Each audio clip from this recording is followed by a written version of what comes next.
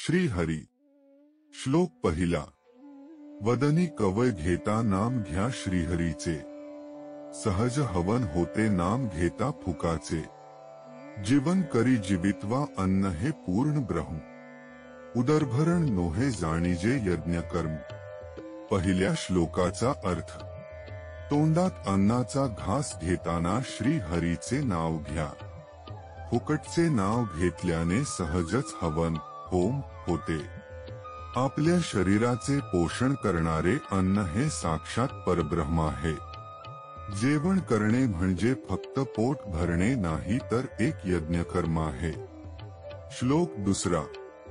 जनी भोजनी नाम वाचे वदावे, अति आदरे गयघोषे म्हणावे। हरिचिंतने अन्न सेवित जावे, तरी श्रीहरी पाविजे तो स्वभावे। जय जय रघुवीर समर्थ। दुसऱ्या श्लोकाचा अर्थ। लोकांशी बोलताना आणि जेवत असताना जिभेवर रामाचे नाव घ्या। अत्यंत आदरपूर्वक आणि उच्च वाणीने परमेश्वराचे नाव घ्या। हरीच्या चिंतनाने अन्न सेवन करीत जावे। असे केल्याने श्रीहरींची कायम तुमच्यावर कृपादृष्टी राहते, असे समर्थ रामदास स्वामी सांगत आहेत। श्री हरी।